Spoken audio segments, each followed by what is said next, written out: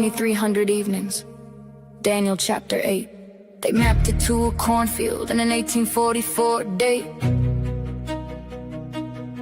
But the cleansing already happened. You can mark it on the scroll. December 164, when the Maccabees made it whole. Antiochus desecrated, set the abomination high. Judas took the temple back, watched the menorah like the sky. That's Hanukkah, that's history, that's the stone the prophet's name. Not a heavenly back chamber that a vision laid a frame. Date for a year, show me the verse, show me the rule.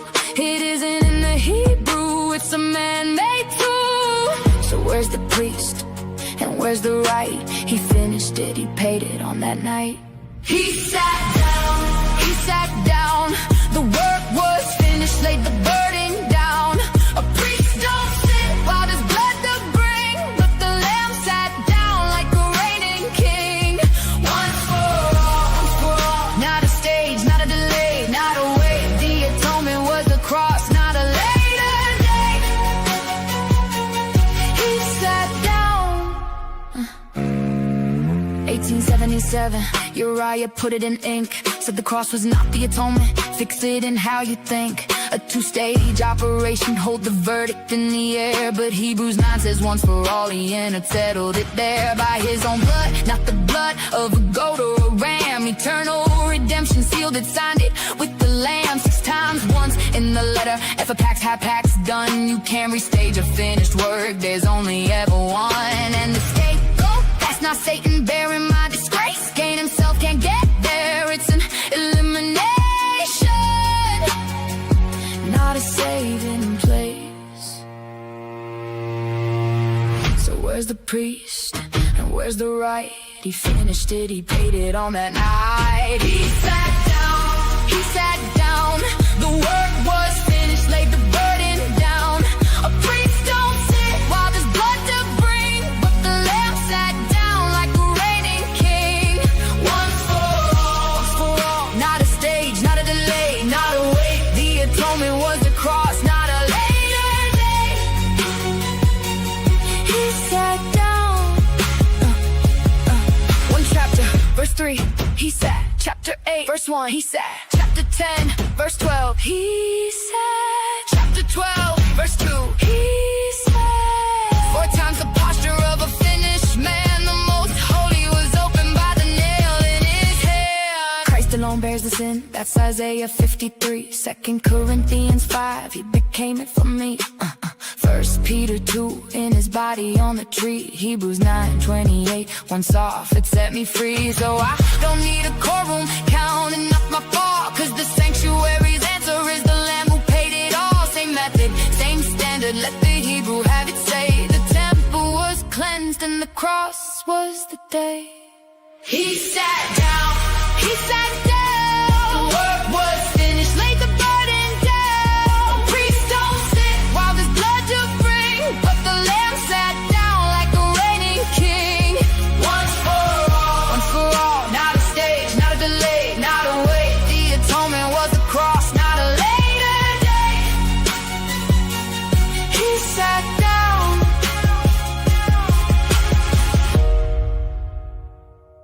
It is finished. He sat down.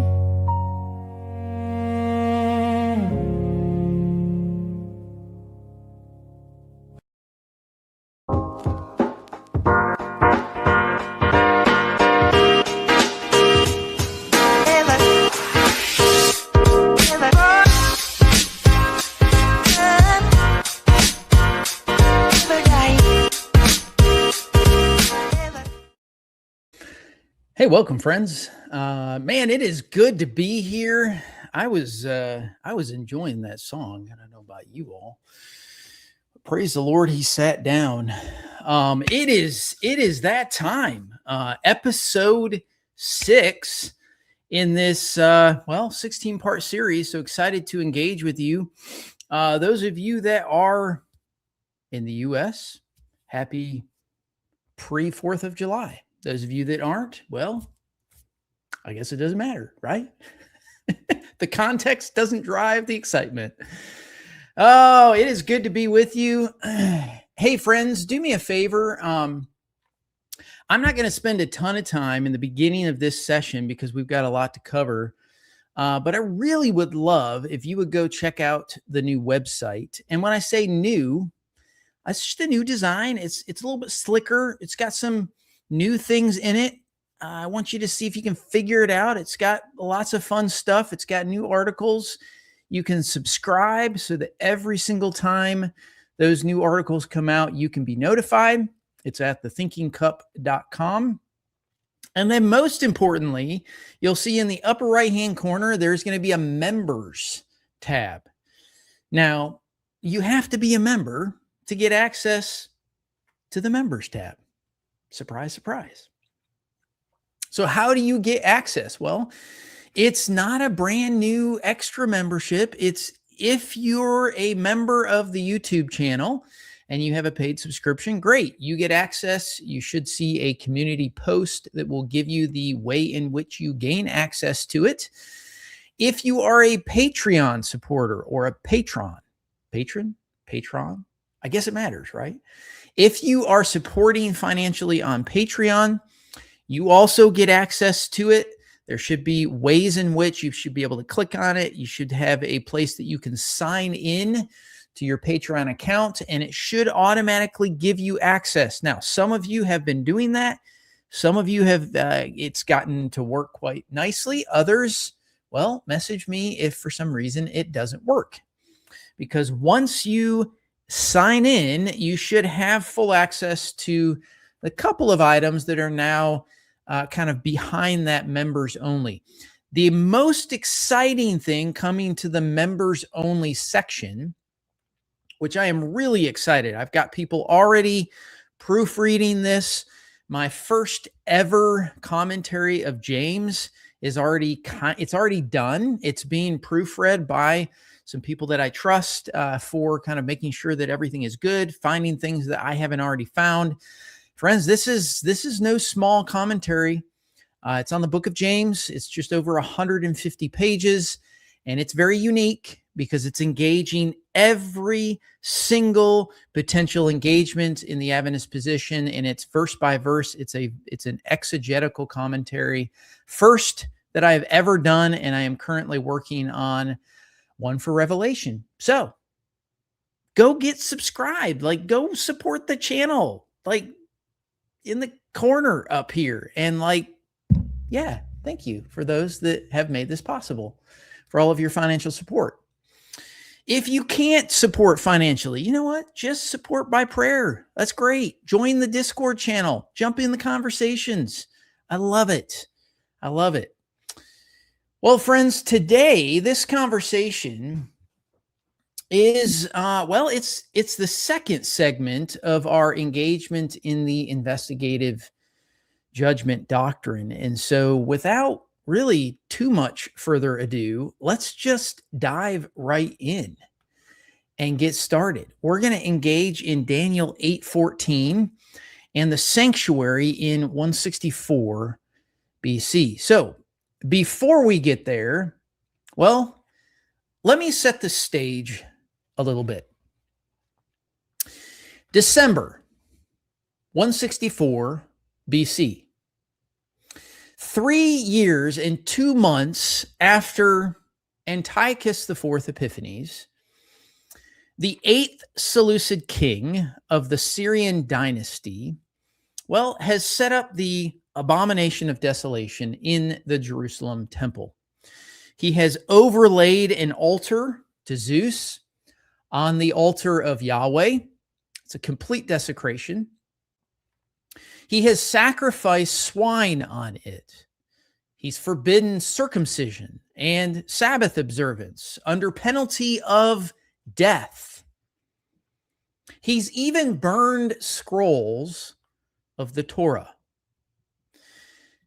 He's murdered the high priest, Onias III. And he even has called himself, Theos Epiphanes, God manifest.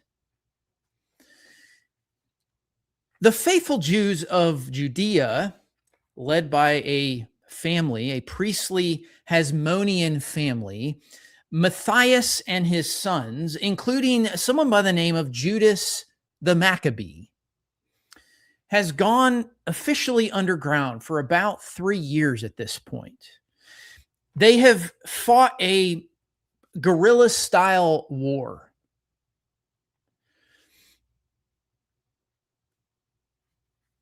Well, they have prevailed.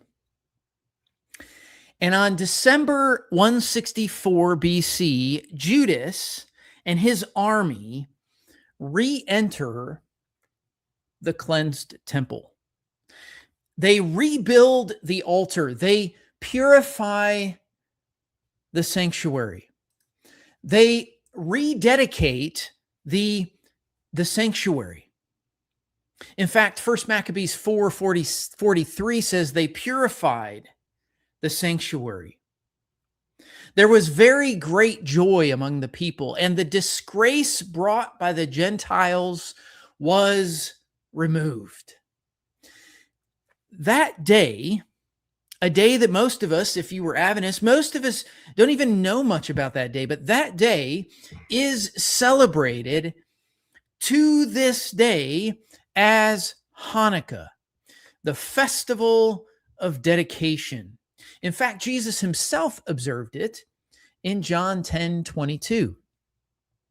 The temple cleansed, the desolation reversed, all is made right again.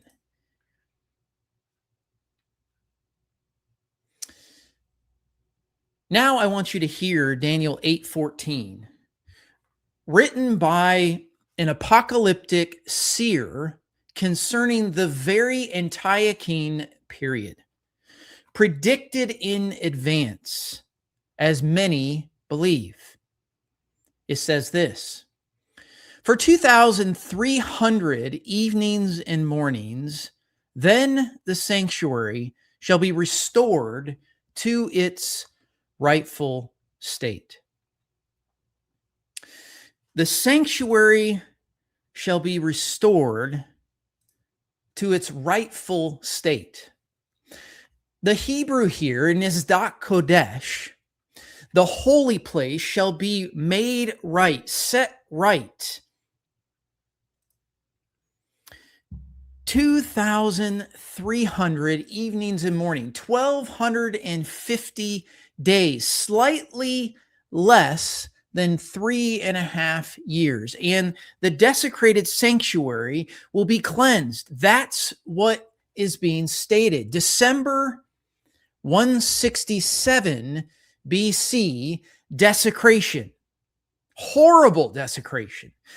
December 164, almost 3.5 years later, cleansing. 3 years and 2 months to be exact, almost exactly the period that the prophecy specifies. History fulfilled the prophecy with primary source documentation in 1 Maccabees, in 2 Maccabees, in Josephus, in Polybius. The sanctuary was cleansed. It was made right. It was set back to its right position in 164 BC. A real desecrated stone temple in Jerusalem. Welcome, friends, to Engaging Adventism. This is actually episode 6 of 16. Last week, if you remember, episode 5, we walked through what we call the genealogy of the investigative judgment doctrine. The cornfield, the day star extra, the 13-year delay, Cottrell's 1958 questionnaire, Glacier View in 1980. Tonight's different.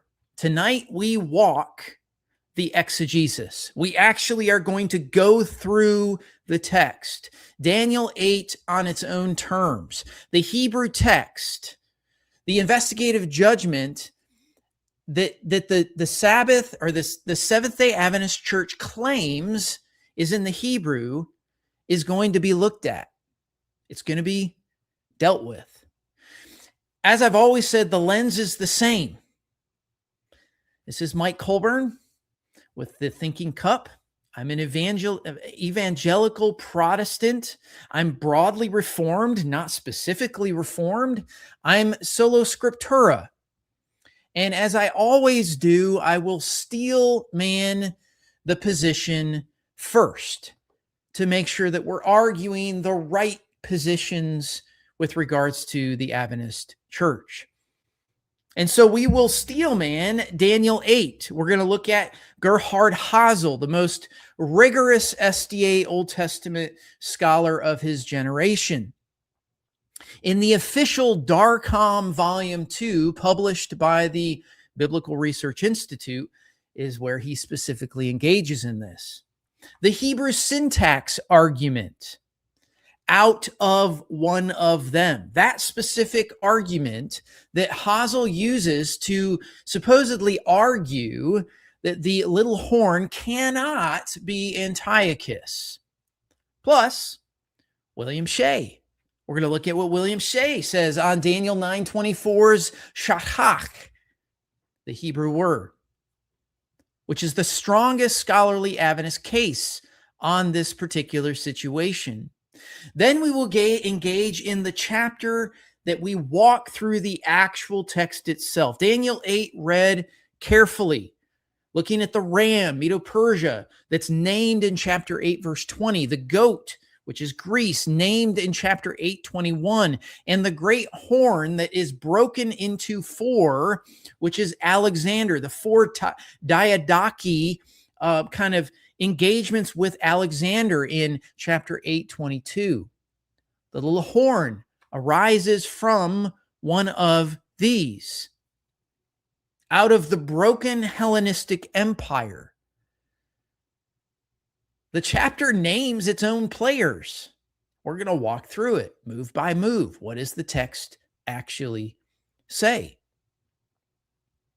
And then we're going to engage Antiochus IV, the historical fulfillment. We're going to look at 1st Maccabees, 2nd Maccabees, Josephus, Polybius, primary sources from inside 3 years of the event itself. Antiochus's desecration of the temple in 167 BC, the 1150 or 2300, depending on how you engage the evening morning sacrifice count.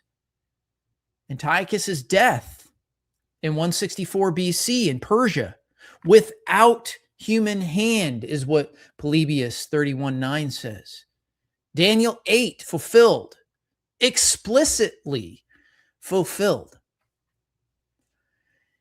And then, as we always do in our closing segments, I'm gonna ask, what really does this mean for the Seventh-day Adventist chain, the interpretive chain, the day-year principle that, well, many scholars claim fails miserably with regards to this, and some scholars even name William Miller. What about the 70 weeks out of 2300 problem, the shachach problem itself, the 457 BC starting date? And then, well, this is only episode 6. You're going to get the next episode as a little bit of a teaser. It will be a fun one, because in that one, we'll engage in the 2-stage atonement issue. If you have your own Bibles, I would encourage you to grab them, pull them off the charts, pull them off the digital world, pull them off your shelves, get it, open it up to Daniel 8. That's going to be where we're at. If you have access to a deuterocanonical or apocrypha, open up 1st Maccabees. Open it to chapter 1, chapter 4. Because tonight is going to engage in those things. And as I always say, don't trust me. Read it for yourself. I'm not here to change your mind. I'm here to share with you research. So, let's get started.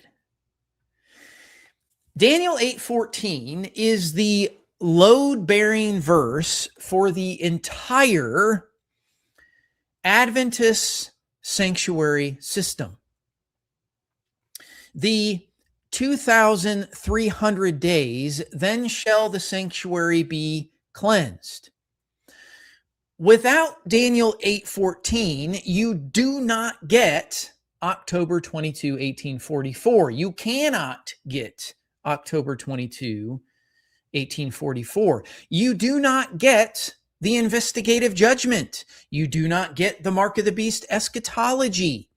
The whole system, I would argue, pivots on this one verse. This is also why it is very interesting that it gets defended aggressively by Adventist apologists. So we need to be careful. We need to walk through this carefully. The chapter has a literary structure that the verse lists itself. And that structure either fits the SDA reading or, quite frankly, it doesn't fit it. The chapter names its own players. It says Medo-Persia, Greece, Alexander, the Diadochi. And those names either constrains the little horn or they don't. What about the chapter's number? Because it's very specific, 2,300 evenings and mornings. Either it functions as days or it functions as years. The chapter's grammatical anchor, the little horn that's rising, quote, from one of them. It either points at one of the four Hellenistic horns or it points at one of the four winds. It can't point to both. These are the structural questions that Daniel 8 is asking. And the answer the chapter gives, when read on its own grammatical, literary, and historical merits, points unmistakably at Antiochus IV in 167 to 164 BC, not at 1844, known as the Great Disappointment, not at the heavenly most holy place. It points at a stone temple in Jerusalem desecrated by a Seleucid king. And tonight is about letting the chapter give the answer instead of a denominational interpretation. So, let's first make sure we address the official position of the Adventist Church. I want to introduce you to Gerhard F. Hasel. This is the father of another Hasel that is currently living. Gerhard lived between 1935 and 1994. He is German-born. He's an SDA Old Testament scholar with a PhD from Vanderbilt in Hebrew. For decades, he was the dean of the Andrews University Theological Seminary, the most exegetical, rigorous SDA Daniel scholar of his generation. And if anyone could mount the strongest grammatical case for the SDA reading of Daniel 8, friends, it is Dr. Hasel. His chapter in DARCOM, which if you don't know what DARCOM is, it sounds a little bit conspiracy theorist, but it's Daniel and Revelation Committee. That's what it stands for, which has several symposiums. This is volume 2, the Symposium on Daniel, which was published in 1986 by the Biblical Research Institute as the church's official scholarly defense. So no matter what someone else says, friends, this is what is taught. This is the official stance. It contains the strongest Adventist grammatical move on Daniel 8:9. And I want you to listen carefully to what Dr. Hasel says. He says this: the Hebrew syntax of Daniel 8:9 makes it impossible for the little horn to be derived from a previous horn and thus be identified with Antiochus IV, who is really a representative of the Seleucid horn.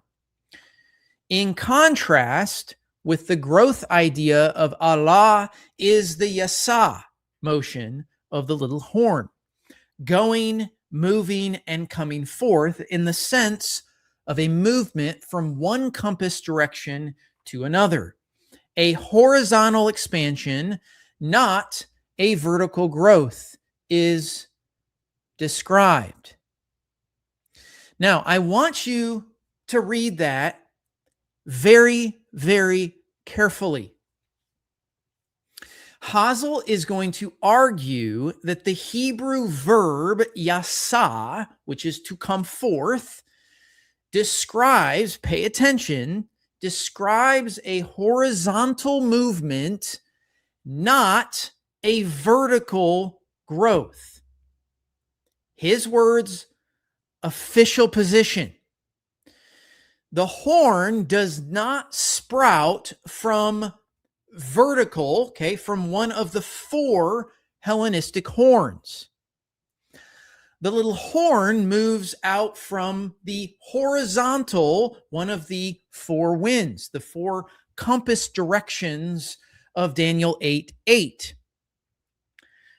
Now, if Dr. Hasel is right, because this is an assertion, he must prove it.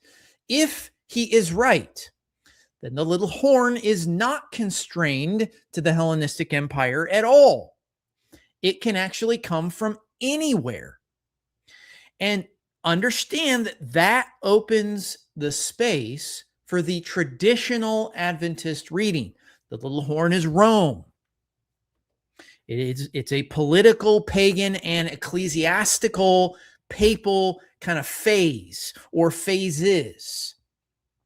This is what opens the official position. Now, I'm going to continue on with Hasel's argument. He says this: following the historicist interpretation, we note that Rome came forth from the west, from the reference point of Palestine. On the other hand, Antiochus IV, the eighth king in the Seleucid line, did not come from the west at all. The Seleucid kingdom covered the territory of Syria, Babylon. So this king came from the north.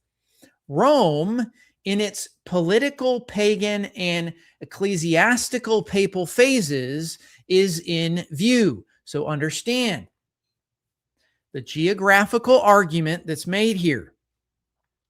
From Jerusalem's referent point, Rome arrives from the west. Antiochus IV came from Syria, Babylon, that is, from the north, not from one of the four Hellenistic divisions. Therefore, in the steelman of the Adventist position through Dr. Hasel, he argues that the chapter's directional language fits Rome better than Antiochus. Now, this is a very serious argument, and it's an argument that it really does deserve, we're going to give it a very serious engagement. We're not going to joke around about it. We're going to actually test the claim. In fact, I have found that Dr. Hasel's claim is the strongest grammatical move available in the entire Adventist tradition on this point. Remember, Hasel is a professor of Hebrew. He knows the Hebrew. He has read every commentator. Probably. He has worked carefully on the verbs and the prepositions. And so the case is rigorous. I'll give him that. But, and this is the decisive point here I want to make, the case has to overcome three structural facts about Daniel 8 itself, none of which Hasel's grammar can actually move. I will explain what I mean by this. You don't need to know Hebrew to engage in these arguments. So, even if we grant Hasel's grammar, okay, we're going to grant it to him for a second. Even granting that yasa can mean horizontal compass directional movement rather than vertical growth, as Dr. Hasel stated, there are three structural facts about Daniel 8 itself that cannot be moved by the grammar that Dr. Hasel claims. These are the facts. Fact number one, the chapter names its own players. You can't get away from this. The angel Gabriel in chapter 8, 20 to 22 names the symbols. The ram with two horns in the kings of Media and Persia are named. Okay. The male goat is the king of Greece, named. The great horn between the goat's eyes is the first king, Alexander. The four horns that rise after it are four kingdoms arising from his nation, the Diadochi. When Daniel 8:21 names the goat as Greece, and then 8:22, the very next verse, names the four horns as the four Hellenistic kingdoms, the chapter is internally tracking Hellenistic history. The little horn of verse 9 in chapter 8 arises in this Hellenistic frame. So Hasel's geography move requires the chapter to switch frames from the named Hellenistic kingdom in verses 20 to 22 to the unnamed Roman expansion in the previous verses 9 through 12. That frame switch that Hasel really doesn't engage in, it has no grammatical or literary marker in the chapter. It just doesn't exist. And so the antecedent question, does out of one of them point to the four horns or the four winds, is what, well, Dr. John Collins has a private reading on. It's shared across almost every tradition. In fact, a scholar, this is not, and when I say every tradition, I want everyone to be very clear on this tonight, that I am not selectively picking certain critical scholars or certain denominational scholars or certain whatever scholars in order to make a point. I'm going to show you that this is across consensus across different denominations. You have Paul Tanner in the Evangelical Exegetical Commentary that says that the small horn, quote, is said to come forth from one of the four noticeably or conspicuous horns that emerged from the empire found by Alexander the Great. Then you have Joe Sprinkle in the Evangelical Biblical Theological Commentary that says that it emerged from one of the four horns mentioned in verse 8, namely from the Seleucid branch. Then you have, well, Paul House in the Tyndale Commentary, who writes quite plainly that from one of these four horns grows the little horn. And of course, we can't mention this without John Calvin, because John Calvin, entirely different tradition, says that 4.5 centuries ago, he claims that out of one of those four horns, a little horn arose. Antiochus Epiphanes is most distinctly pointed out. Evangelical, Reformed, and critical scholars, they all read practically unanimously the antecedent the same exact way. Fact number 2, the chapter skips over the Hellenistic period before Antiochus. In fact, John Collins, we're going to use him extensively in this conversation, in the Hermeneia commentary, points out that by the way, this is the most authoritative, critical, academic Daniel commentary in English. And he names this explicitly. Here's what John says. He says, the great horn was broken. The transparent reference to the death of Alexander has been recognized from Josephus on. Pay attention. This is not a new thing, friends. 4 grew in its place. These are Alexander's generals who succeeded him, the Diadochi, Ptolemy Lagus, Philip Aridaeus, Antigonus, and Seleucus Nicanor. A small horn, the image is borrowed from chapter 7, but fits the context nicely. Chapter 8 differs from chapter 11 in skipping over the history of the Hellenistic kingdoms before Antiochus Epiphanes. So Daniel 8 skips over the intervening Hellenistic history and lands on Antiochus. That's what's being stated here. The chapter's literary structure, remember, is ram, Medo-Persia, goat, Greece, the great horn, Alexander, and then 4 horns, which would be called the Diadochi, and then the little horn, Antiochus.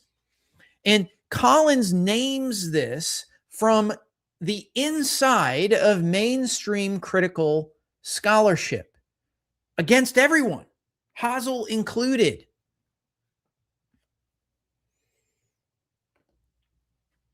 Point number 3, the cultic specifies or cultic specifics fit Antiochus. It does not fit Rome. The little horn, which in verse 11 it says takes away the daily sacrifices. Then it says casts down the place of his sanctuary. Verse 13 says transgression that makes desolate. Verse 25 breaks without human hand. These are not generic. They are cultic, specifistical, specified items. They map onto Antiochus's December 167 BC desecration of the Jerusalem temple, taking away the Tamid. We're going to talk about that in just a little bit. The twice daily sacrifices, overlaying the altar with an idol, casting down the sanctuary's holy status, dying without human hand, as Polybius 31:9 records his death of natural causes in Persia in 164 BC. The Adventist reading, the Pope papacy reading, has a spiritualized, or it has to spiritualize all 4 cultic specifics. Pagan Rome did not literally take away the Tamid. The papacy did not literally cast down a stone sanctuary. Without human hands, in Hasel's reading, becomes what he calls a metaphor for eschatological judgment in Revelation 19. The very specific historical reference, the cultic specifics on the SDA reading become what they call typological echoes. They're not historical fulfillments. On the Antiochus reading, they are simply, well, this is what happened in 167 to 164 BC. Now, this is the steelman position that I want to walk carefully through. Hasel's grammar is very rigorous. We're going to engage it. But the chapters that name geography, okay, that fact 1 that we talked about, Collins' literary reading, which is fact 2, and the cultic specifics that we just got done engaging in, cumulatively constrain the little horn to the Hellenistic frame. This is what we call context drives the interpretation, and it constrains it in a way that Hasel's compass directional reading, quite frankly, cannot move. Now, let me walk through real quickly. Let me walk through Daniel 8 as the chapter kind of walks through itself. This is a great opportunity to grab your Bible. Just read it with me because I'm not going to put these sections on the screen, okay? We're going to look at this, and I want to pay close attention to a few things that happen in the text itself. Let's look first at Daniel 8, 1 through 8 and verse 20. I want you to pay attention and notice that Daniel sees a ram with 2 horns.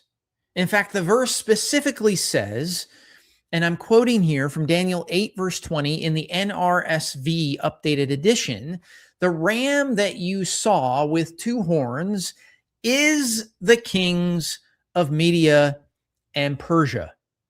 So the chapter is naming Medo-Persia. There is no need to interpret here. The text interprets itself quite nicely. We already know the ram. The goat, which we see in verses 5 to 8, and then also in verse 21, we see a male goat that comes from the west with a great horn between its eyes and shatters the ram. Verse 21 says this, the male goat is the king of Greece, and the great horn between its eyes is the first king. Well, that doesn't take much interpretation, right? It tells you what it is. It's Greece. The first king is Alexander the Great, who shattered the Persian Empire in roughly 333 to 331 BC, which gets explicitly named in the text. Then you move into verse 8 and then also verse 22, which talks about the great horn that's broken. The text says this, and the great horn was broken, and in its place there came up 4 prominent horns toward the 4 winds of heaven. If you move to verse 22, the 4 horns that arose in place of the broken horn are 4 kingdoms that shall arise from his nation, but not with his power. The text is clear. 4 kingdoms from Greece that Collins specifically stated as the Diadochi. Alexander's generals, who divided his empire after his death in roughly 323 BC. You have Ptolemy in Egypt, Seleucid in Babylonia or Syria, Antigonus in Asia Minor, Cassander or Lysimachus in Macedonia, Thrace. Those are all named. So far, the chapter has tracked very clearly Medo-Persia, Greece, Alexander, and the Diadochi. 3 named historical reference in 3 verses. The literary structure is very tightly Hellenistic period that is being tracked here. That's the setup for verse 9. What does verse 9 through 12 say? Out of one of them came another horn, a little one, which grew exceedingly great toward the south, toward the east, and toward the beautiful land. It grew as high as the host of heaven. It threw down to earth some of the host and some of the stars and trampled on them. Even against the prince of the host, it acted arrogantly. It took the regular burnt offering away from him and overthrew the place of his sanctuary. Because of wickedness, the host was given over to it together with the regular burnt offering. It cast truth to the ground and kept prospering in what it did. Now, I challenge you to read this carefully. You don't have to be a language expert to read the text in the translated English, even though we will get to some language-related questions. Out of one of them. What is the natural antecedent, the natural response, the closest preceding noun for all of our grammar students? What is it?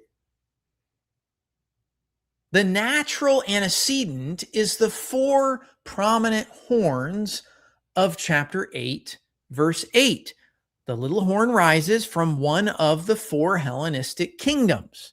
Now, remember Hasel's position, because this is the move that Dr. Hasel in the official DARCOM volume 2 contests. Dr. Hasel argues that it's not, as we just read, he argues that it's from one of them that refers to the 4 winds of 8:8, the compass directions, not the 4 horns. Now, grammatically, the question is whether the masculine plural pronoun antecedent is the horns. Yes, we have to go to grammar school. Is it the horns, masculine, or the winds, feminine? That's the actual grammar. The Hebrew syntax does favor the horns. It does. But Dr. Hasel is going to argue that it's ambiguous. That's convenient. Now, even if we're gracious, and even if I grant the ambiguity that Dr. Hasel states, the chapter's literary structure settles the question. After 3 verses of naming Hellenistic players, verse 23 introduces at the end of their rule, okay, meaning the Diadochi's rule, out of the latter period of the Diadochi, a king arises, a king of bold countenance, as verse 23 states. That king is identified by the cultic specifics of verses 11 through 13. Taking away the Tamid, casting down the sanctuary, the transgression of desolation. That is Antiochus IV. So the chapter's internal logic, the Diadochi, late period of Diadochi, bold-faced king who profanes the sanctuary, points at one historical figure. It seems pretty clear. Now, I want to talk about the map. I want to map the cultic specifics with regards to verses 9 through 25 to be very, very clear on what's happening. Verse 9, exceedingly great toward the south, toward the east, toward the beautiful land. Antiochus's campaign, he effectively campaigned south against Egypt, Ptolemies, east against Parthia, and into Palestine, which is the beautiful land, or as you would understand, the land of Israel. Secondly, verse 10, grew as high as the host of heavens. You already saw this on the first intro to Antiochus IV. Antiochus called himself Theos Epiphanes, God manifest. He threw down, in verse 10, threw down to the earth some of the host and some of the stars and trampled on them. Well, Antiochus persecuted the priesthood. He killed the high priest Onias III in 171 BC. You can cross-reference that with chapter 9:26, which talks about the anointed one will be cut off. I know some like to see that as the Messiah.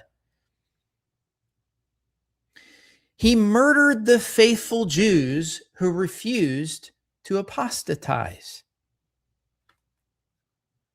Verse 11, against the priest of the host, it acted arrogantly, the high priest. Whether or not you see that as the high priest, whether or not you see that as as Yahweh himself, and what else? Well, he took the regular burnt offering away from him. Verse 11. Antiochus banned the daily sacrifice. We have a historical referent for that. December 167 BC. Overthrew the place of his sanctuary. He overlaid the altar to Yahweh with an altar to Olympian Zeus. Verse 12, cast truth to the ground. He burned the scrolls of the Torah. He banned circumcision. He, under penalty of death, would not allow circumcision or Sabbath honoring. And verse 14, 2,300 evenings and mornings cleansed. We see that very specifically on historical reference in Jewish history with Hanukkah.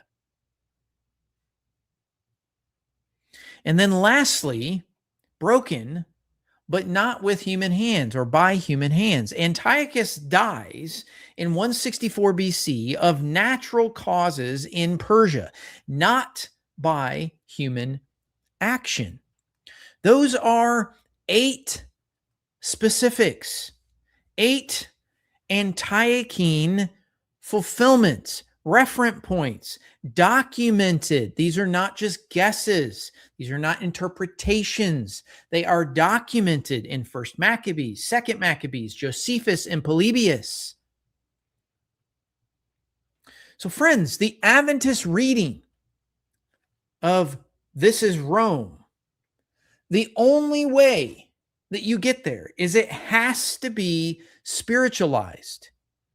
You have to spiritualize each of these 8 historical referenced items to map them onto or attempt to map them onto pagan Rome. And the medieval papacy, because it gets extended, which, by the way, those are two different time frames. Pagan Rome, 167 to roughly 476.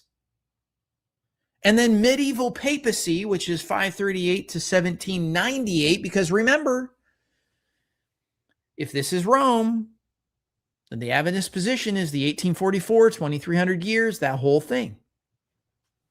So the mapping for the SDA position requires turning the very specific cultic references, the historical reference points, into typological echoes.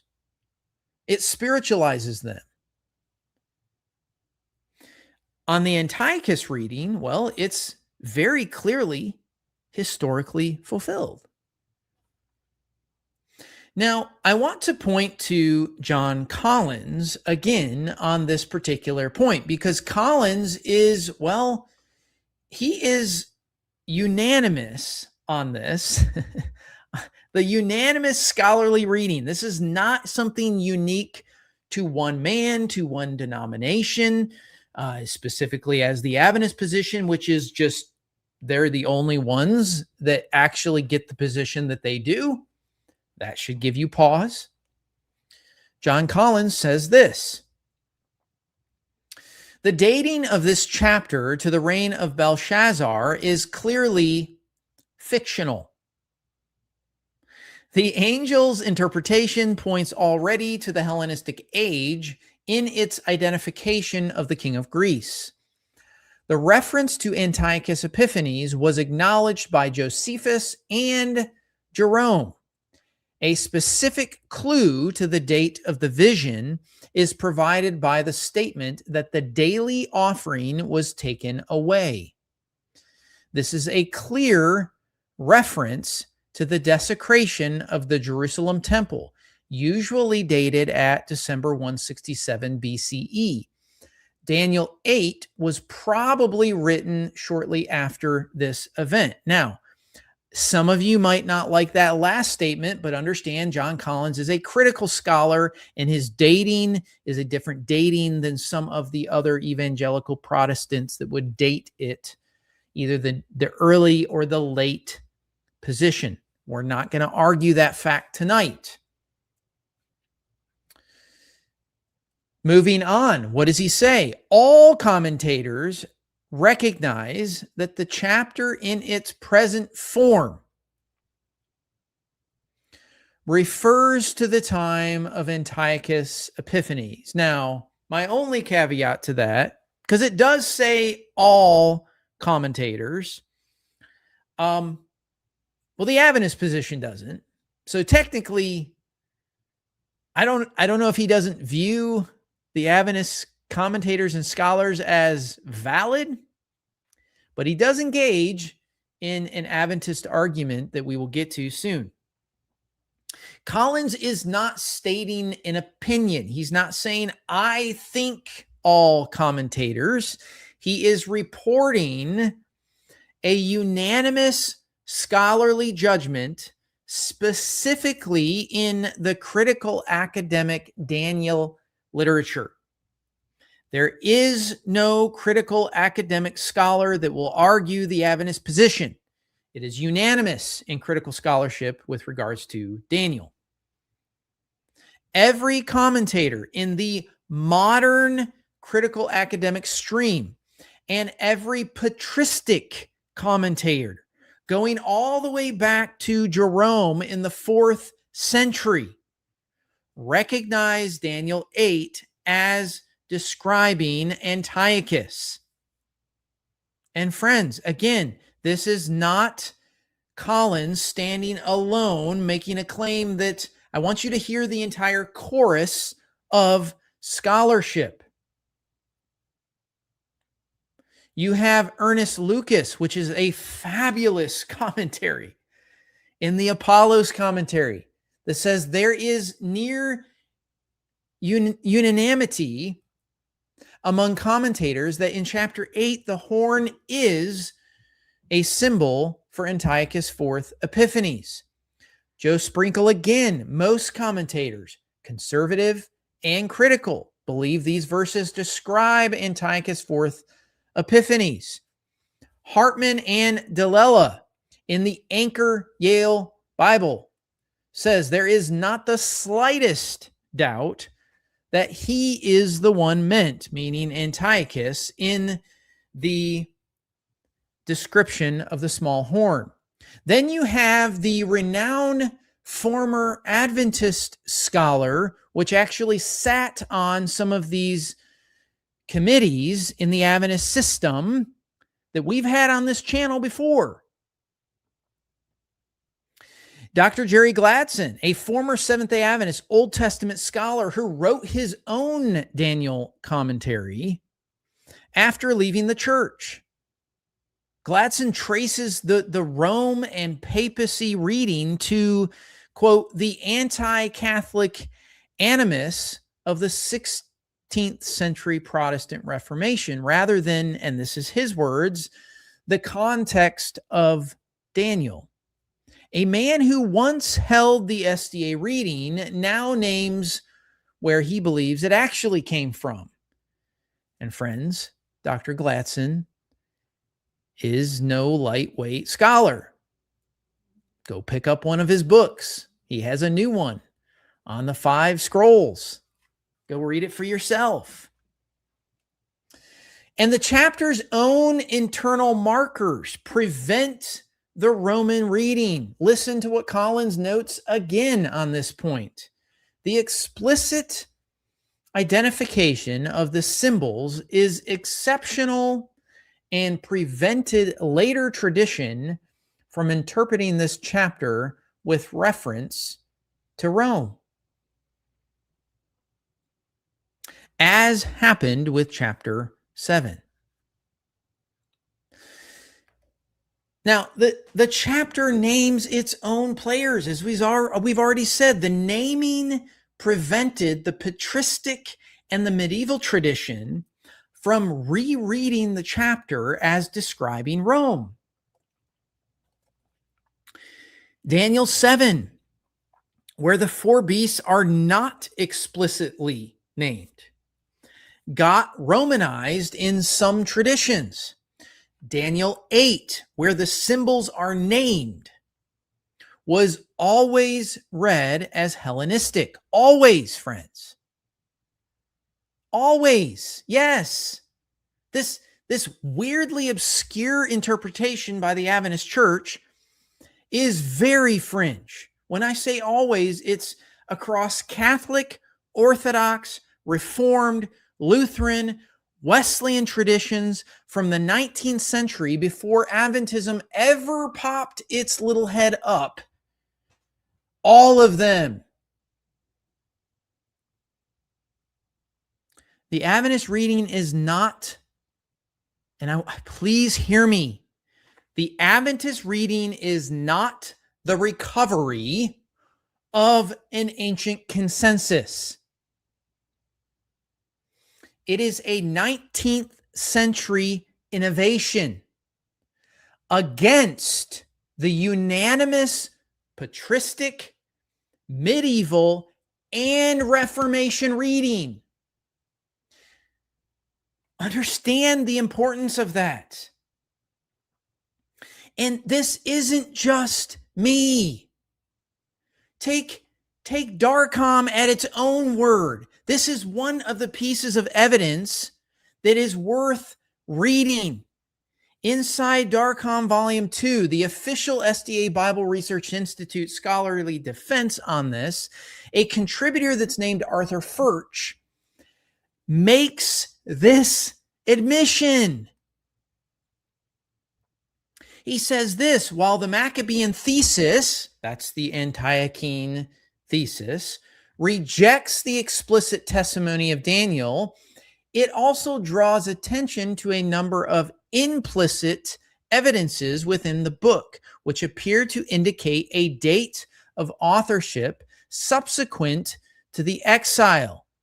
historical critical scholars focus particularly on the alleged historical inaccuracies, certain linguistic arguments, and especially the close historical resemblance between chapter 11 and the period of Antiochus IV Epiphanes. Notice, there is an admission. The close historical resemblance between chapter 11 and the period of Antiochus IV Epiphanes. Daniel 11, the parallel passages to Daniel 8, is universally read by commentators, including most evangelical commentators, as describing Antiochus IV in verses 21 to 35. Even the SDA scholarly defense in DARCOM 2 admits the close historical resemblance between Daniel 11 and Antiochus. But Daniel 11:31 directly parallels Daniel 8:11 to 13. Here's what it says. They will desecrate the sanctuary fortress and abolish the regular burnt offering, and they will set up the abomination that desolates. So, if Daniel 11:31 is Antiochus, okay, DARCOM's tacit admission, and Daniel 11:31 parallels Daniel 8:11 to 13, then Daniel 8:11 to 13 is Antiochus. The chapter's internal cross-reference confirms what Collins reports as, surprise, surprise, the unanimous scholarly judgment.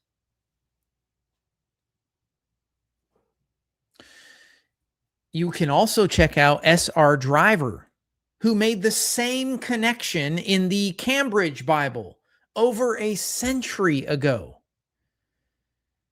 He says that the little horn is Antiochus, quote, whose persecution of the Jews forms certainly the subject of verses 10 through 14, 24, 25, and then also 31 to 33. Daniel 8 and Daniel 11 describe one man. He claims that both those chapters are parallel. So, the Adventist reading must break the parallel between Daniel 8 and Daniel 11, making Daniel 8 about Rome while Daniel 11 is about Antiochus. Think about how odd that works. Well, that's just weird. Friends, the chapter does not give that kind of breaking up the parallel suggestion. The parallel is what Daniel 11 explicitly establishes.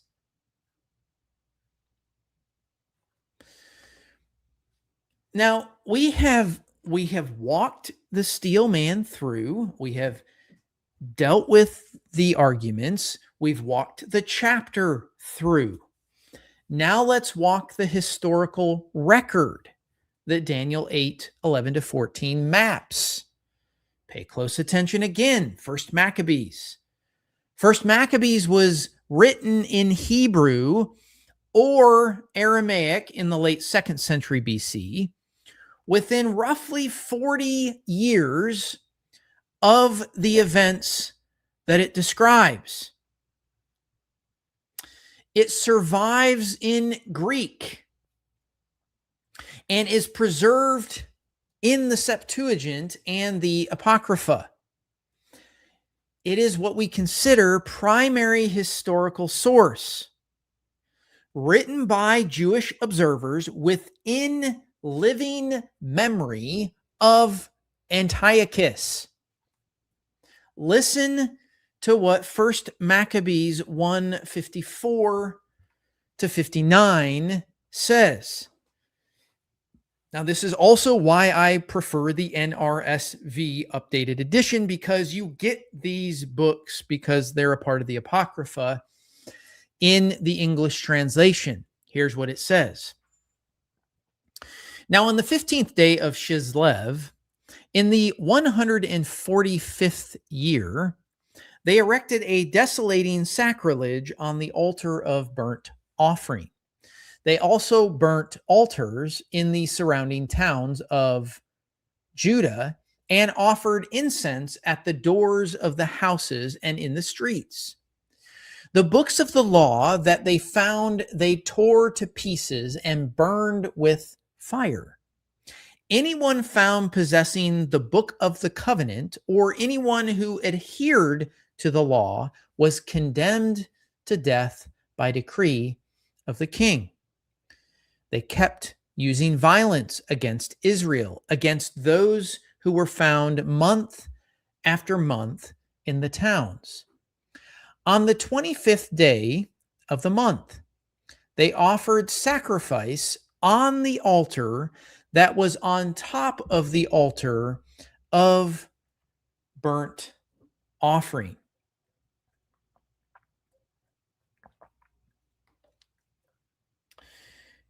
The 15th day of Chislev, year 145 of the Seleucid era. To be specific, that is December 6, 167 BC. We have the referent date. The desolating sacrilege was erected. 10 days later, on December 16th, 167, Antiochus's men sacrifice on the new pagan altar. The Torah is destroyed. This is Daniel 8, 11 to 13 in quite literally real time. The abomination that desolates, the daily offering taken away, the truth cast to the ground. Documented in primary source narrative 35 years later by Jewish historians. And then 3 years and 2 months later, we have the cleansing. Remember, 3 years and 2 months later, we have the cleansing. Picking up at verse 36, then Judas and his brothers said, "See, our enemies are crushed. Let us go up to cleanse the sanctuary and dedicate it." So all the army assembled and went up to Mount Zion. There they saw the sanctuary desolate, the altar profaned, and the gates burned. In the courts they saw bushes sprung up as in a thicket, or as on one of the mountains. They saw also the chambers of the priests in ruins. Then they tore their clothes and mourned with great lamentation.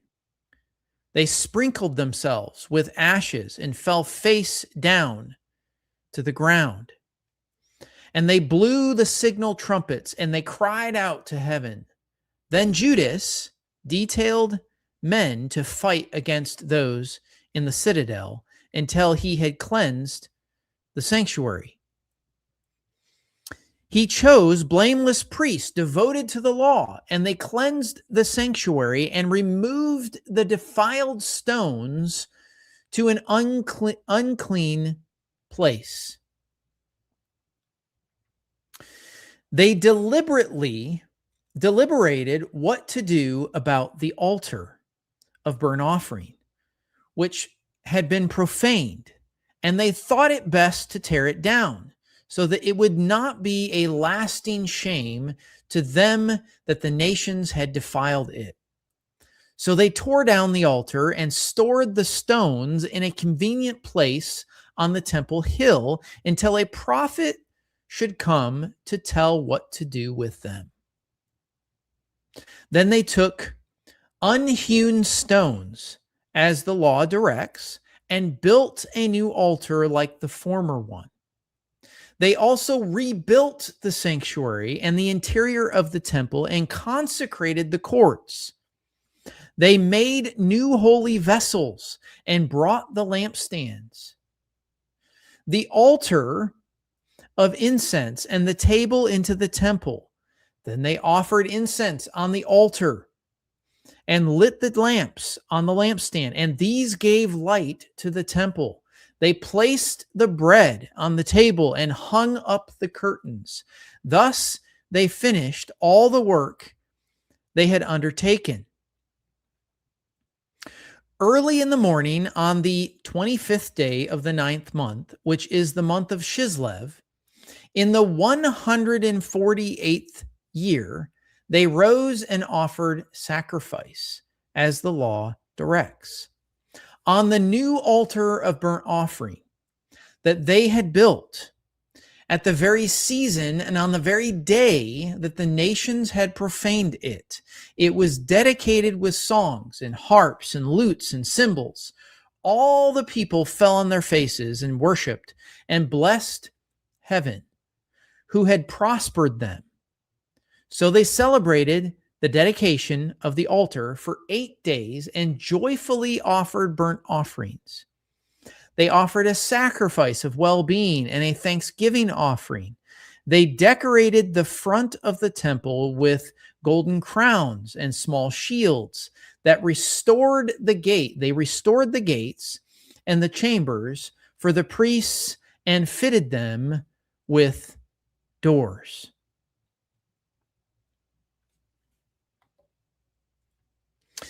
The 25th day of the month Chislev. Remember, 148 of the Seleucid era, December 14, 164, 3 years and 2 months after December of 167, when it was desecrated.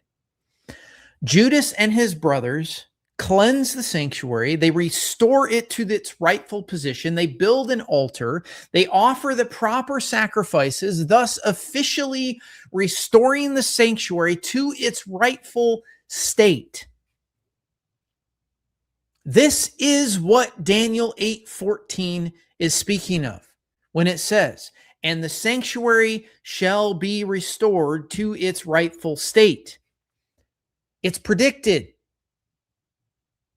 And First Maccabees documents that very fulfillment in primary source narrative within a generation. This is the festival of Hanukkah, the dedication that commemorates this very day, this hour, to this exact time. 8-day festival, lampstands, they purified the sanctuary.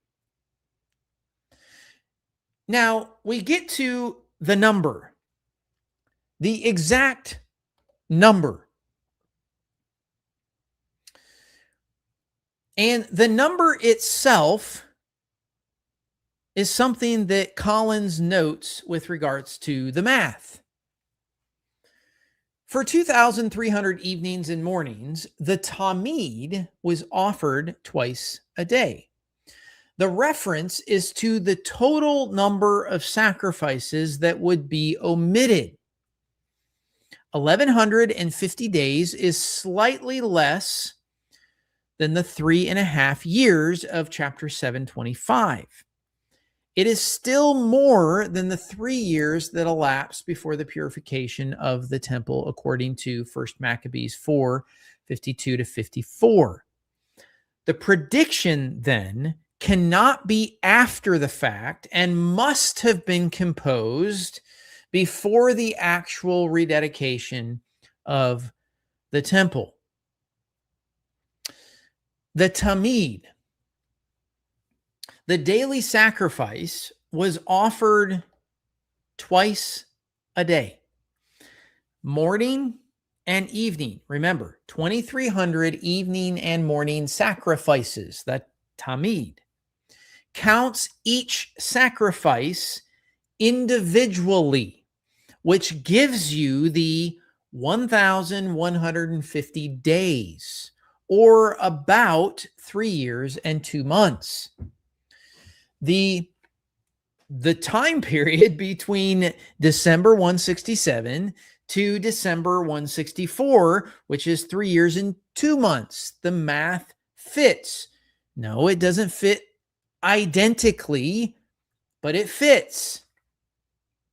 And before we finish on the math thing, I kind of need to do a side conversation on the Tamid argument, because this argument is used quite extensively inside the Adventist position, the official Adventist position. So before we finish the math, I want to bring you to a little bit of a side road or a rabbit trail for a few minutes.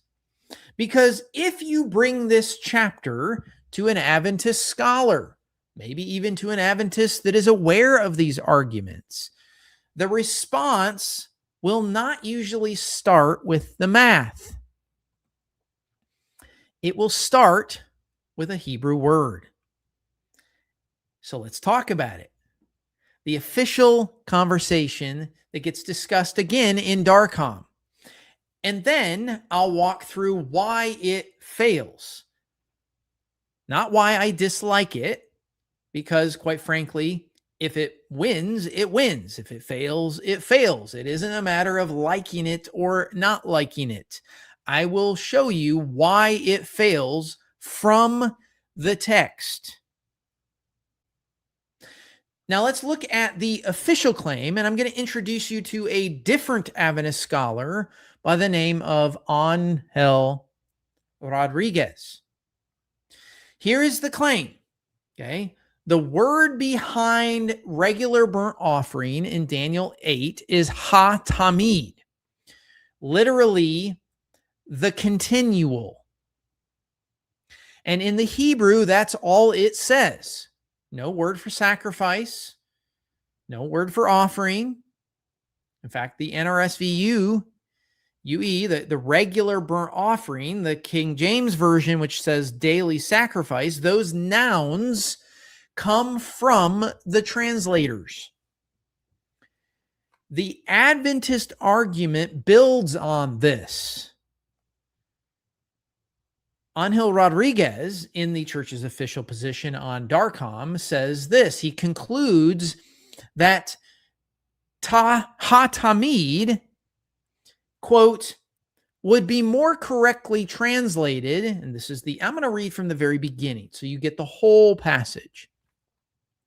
A study of the usage of Tamid in the book of Leviticus discloses that the term was intimately linked with the ministry of the priests in the first department of the sanctuary. Here's the claim. It is never used in connection with the second apartment ministry. Remember, they already have a 2-apartment ministry. The expression, here's the argument, ha-tamid, the tamid, ha is the article in Hebrew, in Daniel, therefore, would be more correctly translated, quote, the continual intercession, rather than the daily sacrifice, as in our common version. Not the temple offering in Jerusalem. Angel Rodriguez claims that it's Christ's intercession in heaven. And the little horn that takes it away is not Antiochus's outlawing sacrifices. It's the papal power, papal Rome, centuries later, obscuring Christ's priestly ministry with an earthly priesthood and a mass. Now, this is a huge conclusion, a massive conclusion to hang on one word. This is, when I read this, I could not believe that this is part of the conclusion. The official argument gets there in 4 documented points that we will go through.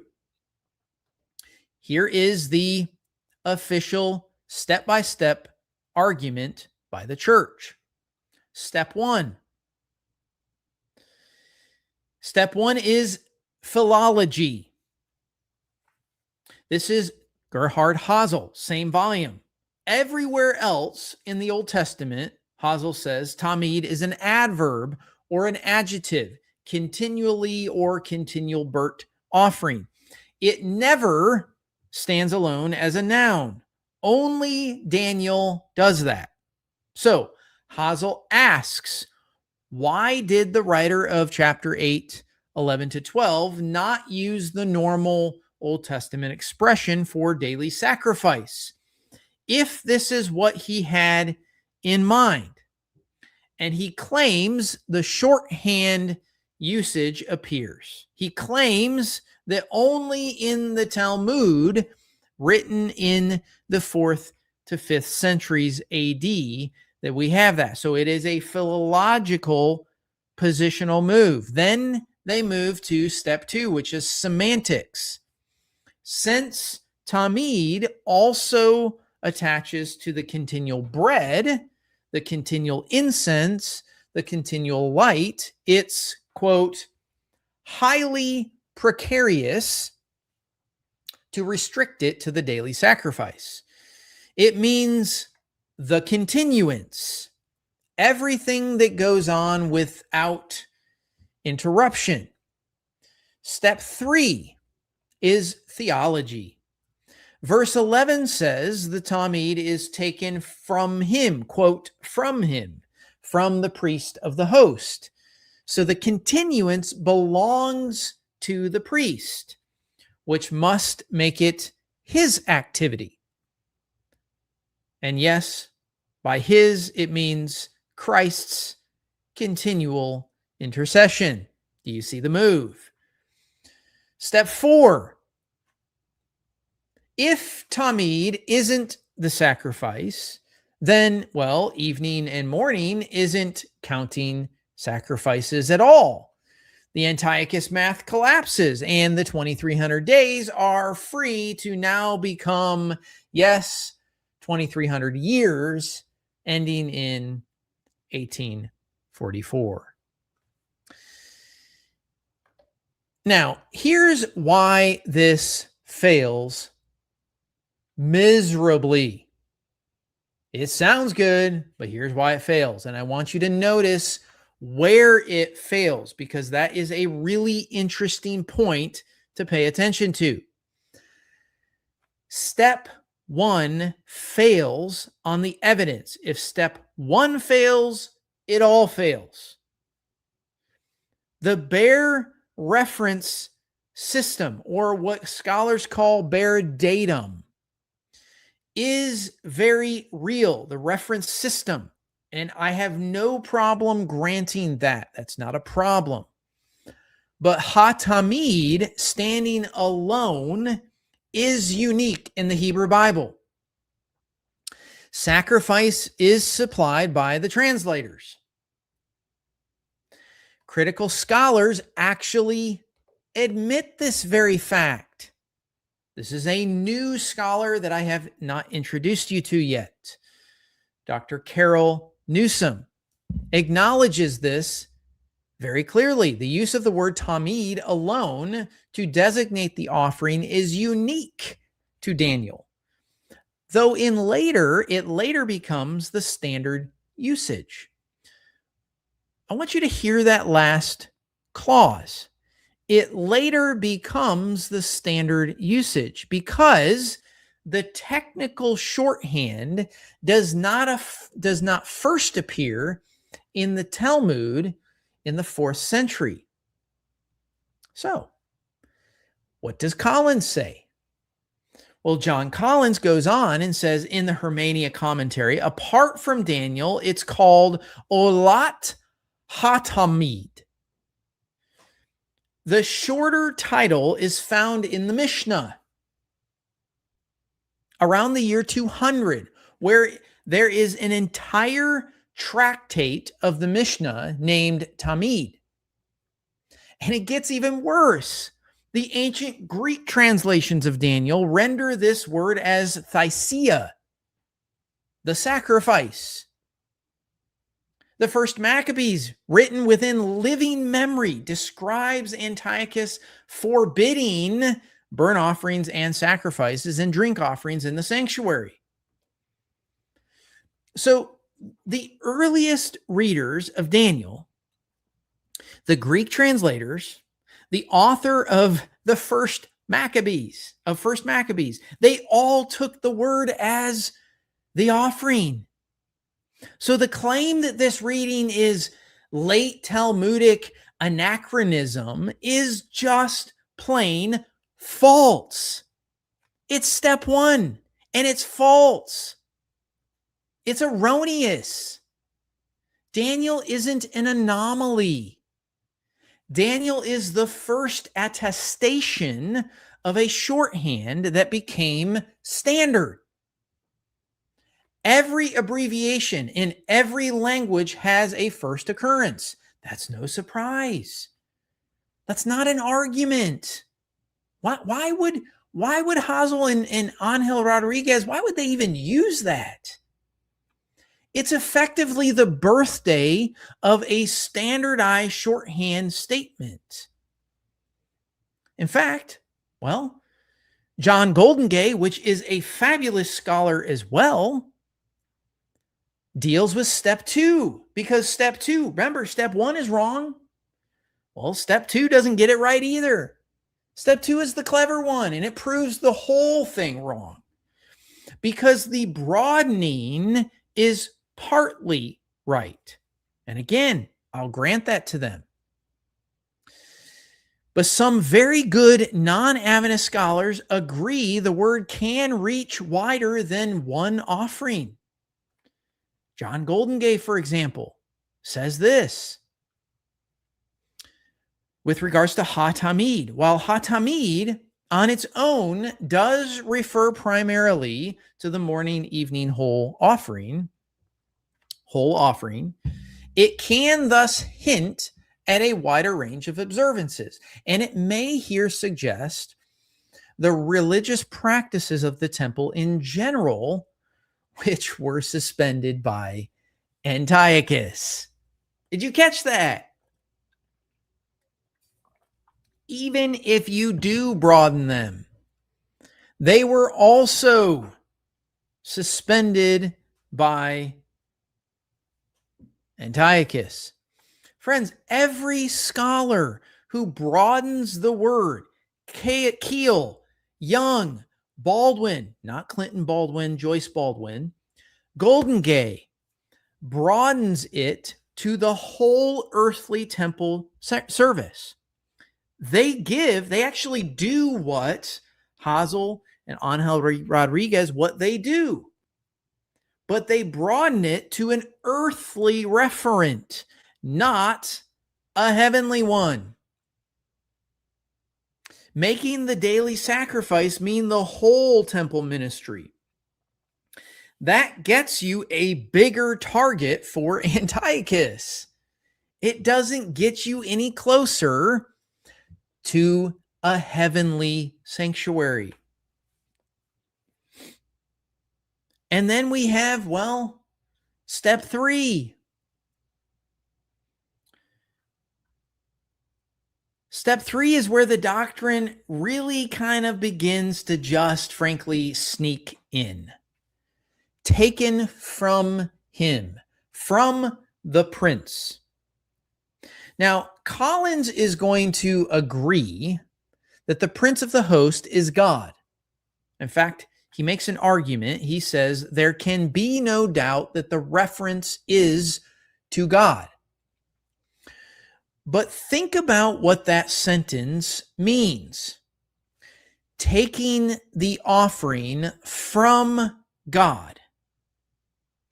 It means stopping what was offered to God at his temple, on his altar.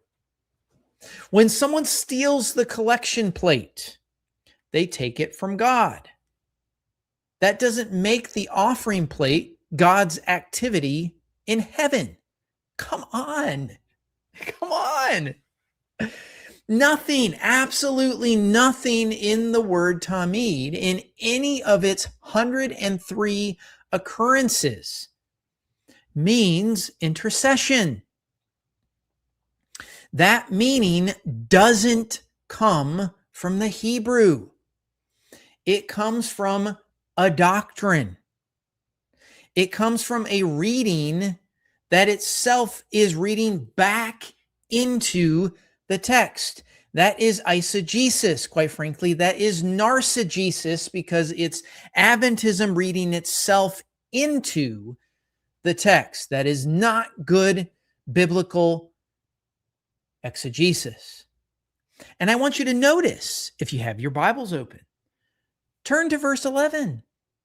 Because verse 11 also says that the horn overthrew the place of his sanctuary. On the Adventist reading, well, that's an earthly power throwing down the heavenly sanctuary. That doesn't make sense. The one thing that their own system says the horn cannot touch.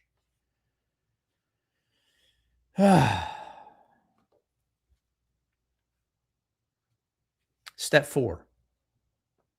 Now, again, it's failed on every single step, but step 4, we've kind of already answered. And it will be where the rest of this conversation goes.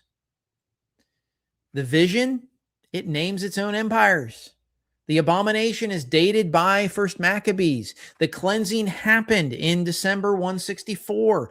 And Hanukkah was commemorated and has been being commemorated ever since that year. So step back for just a second and look at the shape of the argument. Step 1, a true observation with a false conclusion. Step 2, a true observation that proves the wrong thing. And step 3 and 4, pure Adventist system. That's where the doctrine actually lives. The whole structure works by letting the credibility of the real grammar carry the theology. Now, if you grant the grammar, the theology still never follows. It fails with grammar, it fails elsewhere. Now, one small word on this. 4 steps. The data is real. The doctrine is imported. And here's something I really want to point out at the bottom of the slide. There is one place where Adventists have real scholarly company. Some fine scholars do actually read the 2300 evenings and mornings as days. Some of you reached out and asked about some of those. Yes, some do read it as days rather than 1150.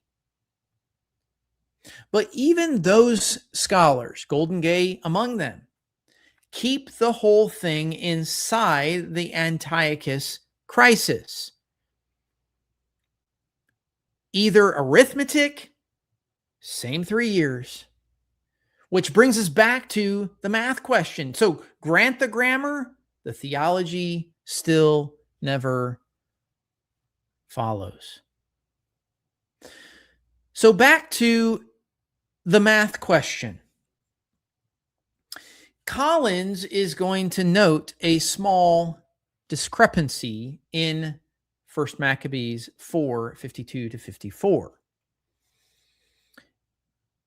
And 1st Maccabees 4:52 to 54 dates the purification to exactly 3 years after the desecration, which is 1,090 days, not 1,150 days. The prophecy slightly overshoots the dates by approximately 60 days. This is actually quite normal in prophecy. The round number 2300 is approximate, but it is much closer to 3 years than anything else in history. And Collins actually points this out. The prediction cannot be after the fact and must have been composed before the actual rededication. That's Collin's position. That's Daniel 8 is genuinely prophetic about Antiochus, written shortly before December 164 and the cleansing, predicting it precisely. And the 1,150-day arithmetic is not Collin's alone. It's not something unique.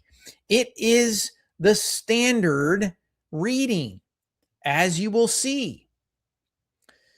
Hartman and Delilah, the 2,300 evenings and mornings are 1,150 days, which equal 3 solar years plus 55 days. Carol Newsom in the Old Testament library, 2,300 Tamid sacrifices would equal 1,150 days, or about 3¼ years. And she adds, the calculation does not appear to be vaticinium ex eventu, that is, after the fact, but an actual prediction. That's part of the reason why it's not an exact number of days. You also have Montgomery in International Critical Commentary. A century ago, says 2,300 Matin and Vesper sacrifices equals 1,150 days. Driver's Cambridge Commentary. This offering would cease for 2,300 times, i.e. during 1,150 days. 5 commentaries clear across 120 years. One count, the same 3 years and 2 months. It is the same period of time, December 162 to December 164. So let's move to Antiochus's death, because the chapter's last cultic specific is chapter 8:25, which says the king will be broken, but not by human hands. Antiochus IV is going to die in 164 BC. He's going to die not by assassination, not in battle, but we have record that it is of natural causes, acute illness, possibly tuberculous wasting in Persia while campaigning against the Parthians. Polybius, a Greek historian living within decades of the events, records this in Histories 31:9. 2 Maccabees 9 records it in vivid theological detail. Josephus in his Antiquities confirms it as well. Broken without human hand in Daniel 8:25 prophetically marks the manner of the little horn's end. Illness alone in Persia. And history again fulfills the prediction. So Daniel 8's prophecy on the little horn covers a lot. Where he comes out of one of the 4 Hellenistic kingdoms, the Seleucid kingdom of Antiochus. What he attacks,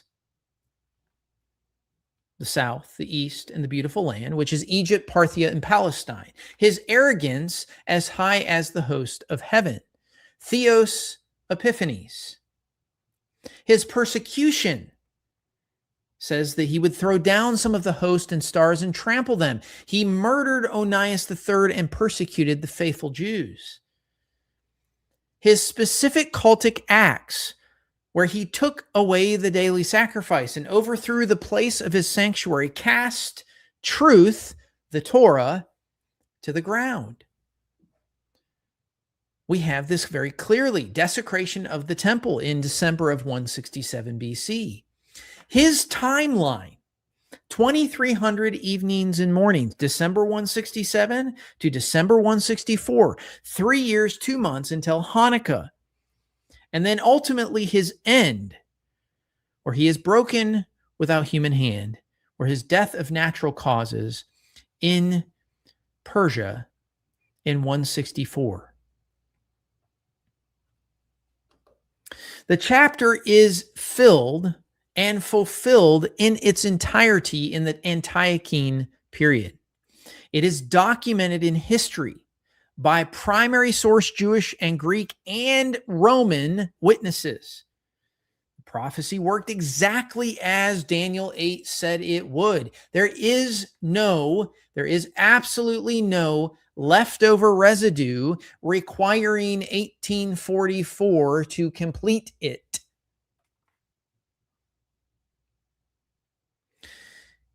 The Adventist chain of arguments, the 2300 days as years, 457 BC as a start, and the 1844 as the terminus. Friends, it is built on a verse the chapter itself fulfills in 164 BC. The chain very clearly reads Daniel 8:14 as if the historical fulfillment in 164 BC did not happen. That is the structural problem of the Adventist position. They completely ignore history, which they tend to do a lot, or they recast it for their own narrative.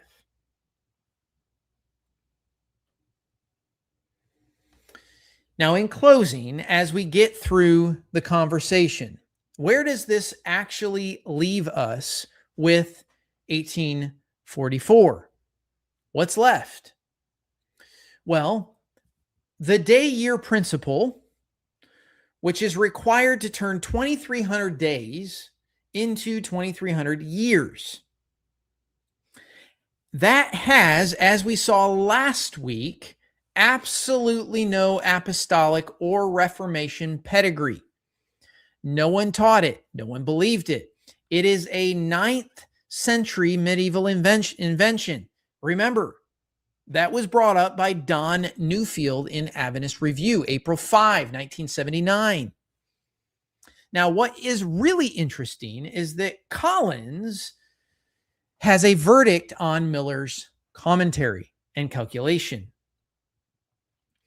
Collins says this: William Miller based his calculation of the end of the world on the 2,300 days of Daniel 8:14, making the usual equation of 1 day equals 1 year, and starting from the return of Ezra in 458 BCE.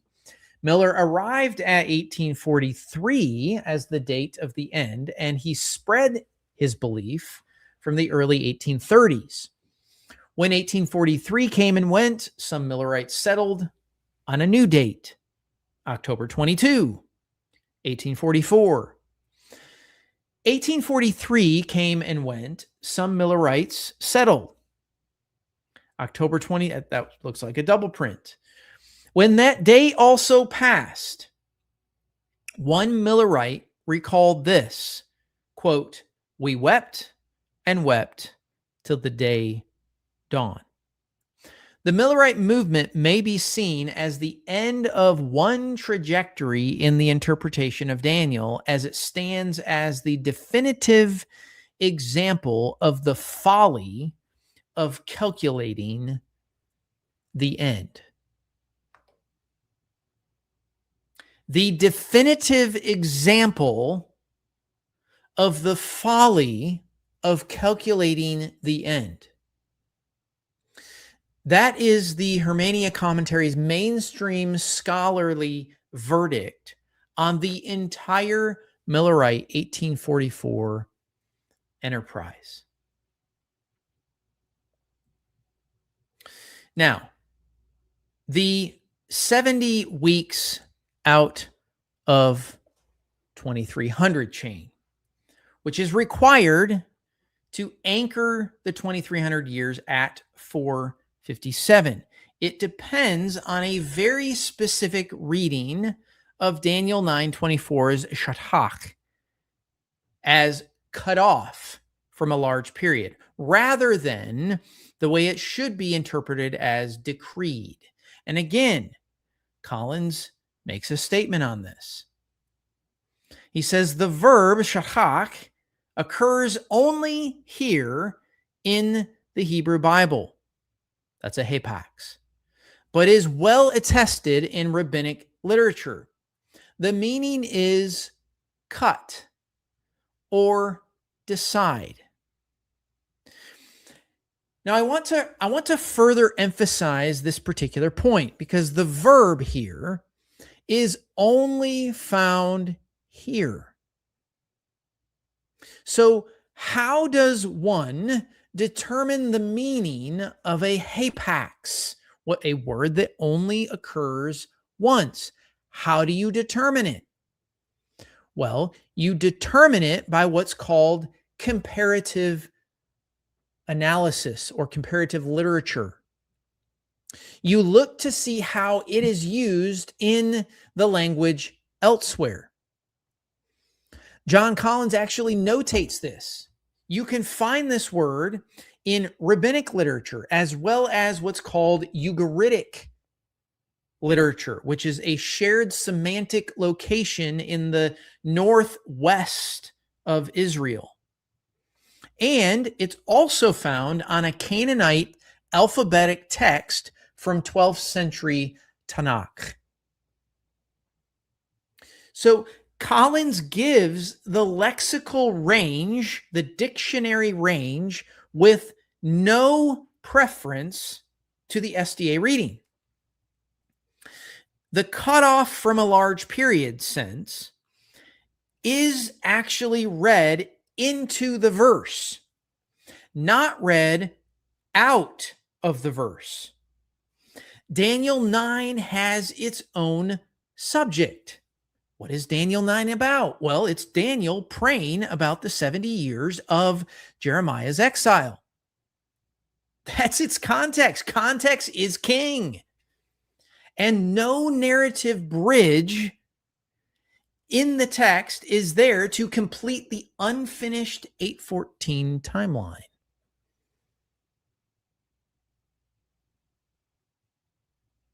And here's what's interesting, because here too this is the response. This response is not Collins alone. I'm showing you scholar after scholar after scholar after different tradition, after different denominational tradition. Friends, this is across the commentaries. The verb is read as determine or decree. And 70 weeks is read as their own unit. It is Jeremiah's 70 years answered.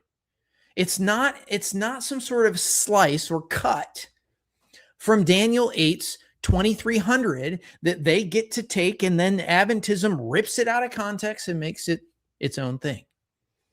This isn't my own position. This isn't Collins's own position.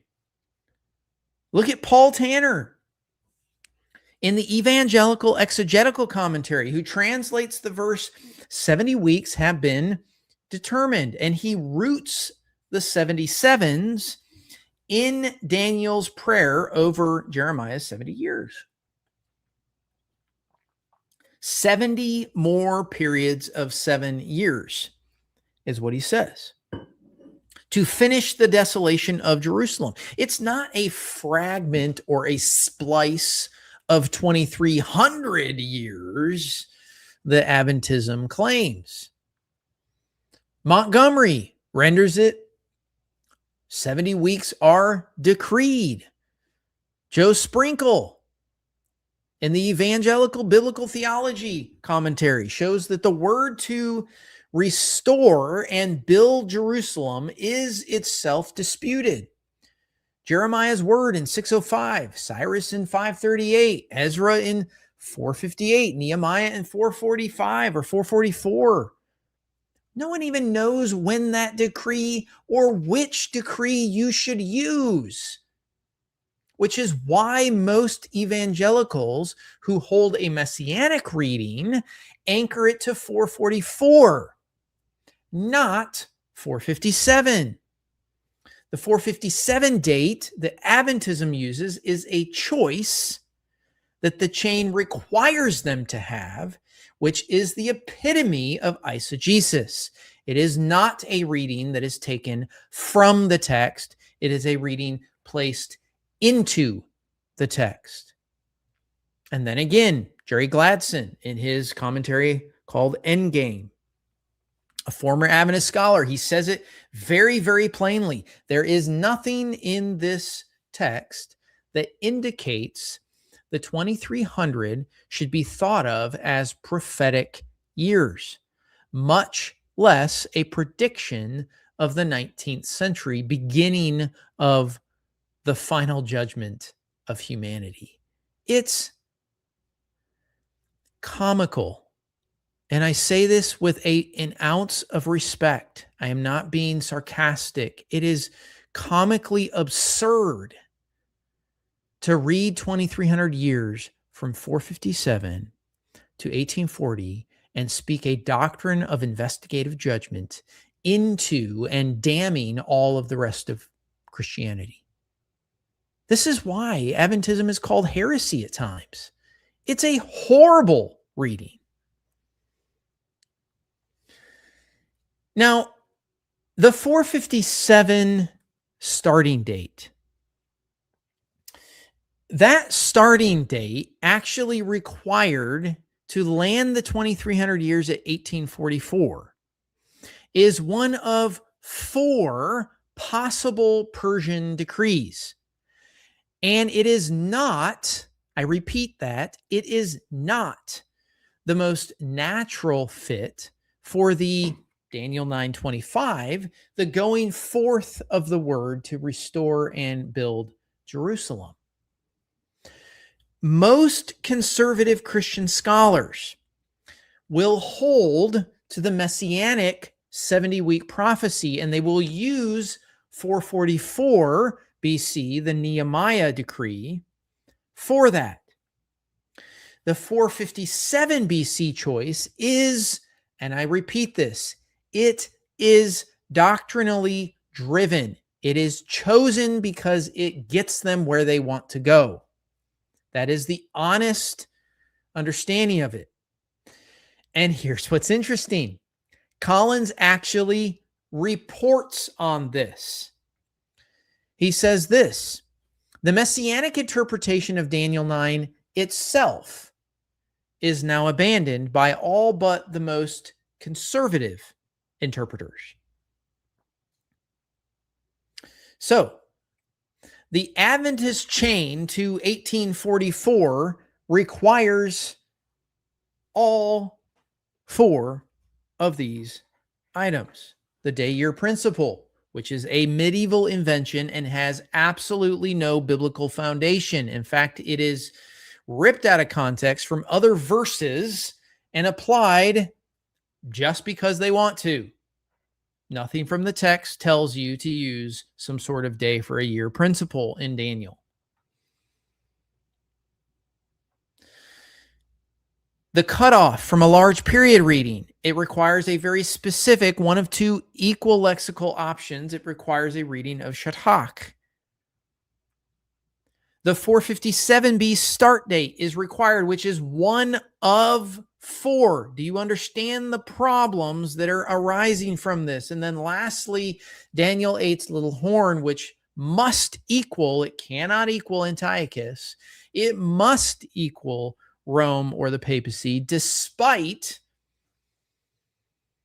the chapter's named Hellenistic players. So every single one of these, every single one, 1, 2, 3, 4, every single one is contestable on all 4 points, and they need them all. So understand what that means. It means that the cumulative chain has to be together, is improbable. It's so unlikely that this is a good rendering, and the historical fulfillment of Daniel 8 in 164 BC that's documented. Maccabees, Josephus, Polybius. And don't forget that historical reference point is read by patristic fathers, medieval fathers, Reformation era Christianity for 19 centuries.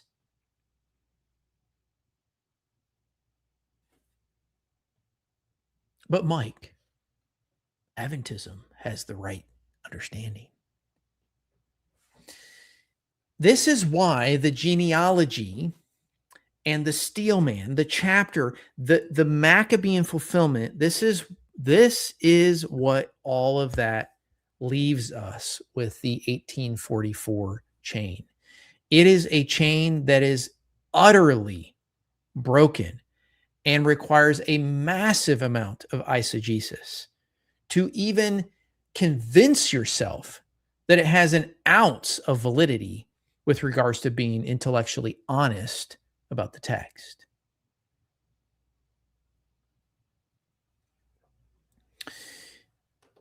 Now, as we end, what do we claim as being, what do I feel is won from this position? Well, we know very clearly that the chapters name the players itself. We know that Collins says that all commentators recognize. Okay, these are things very clear. This is the academic world. The cultic specifics map very cleanly onto Antiochus.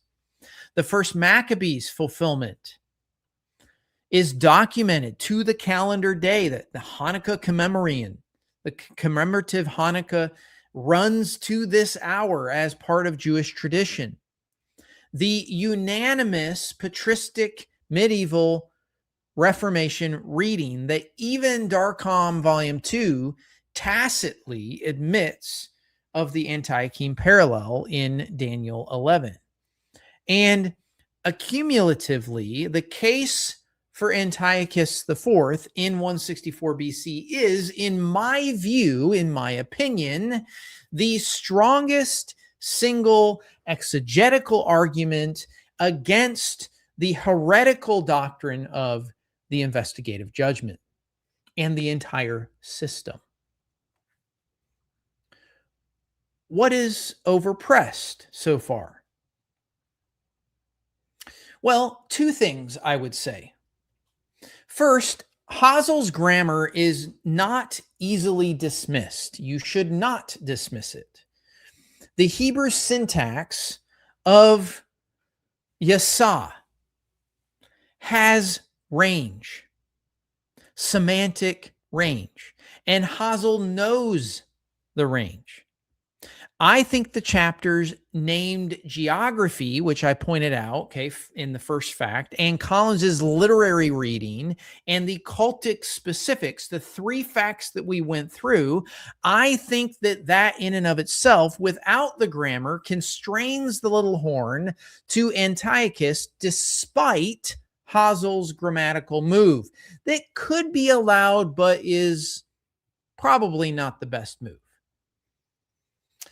But a careful reader who weighs the grammar more heavily than I do can resist the conclusion that I came to with regards to Hasel. And so the case is not that Hasel is wrong on the grammar. The case is that the grammar alone cannot move the chapter's other constraints. You cannot rely on Hasel's grammar alone. The second thing that's a little overpressed, the Messianic 69 weeks question is genuinely contested. I have had conversations with many of you about this.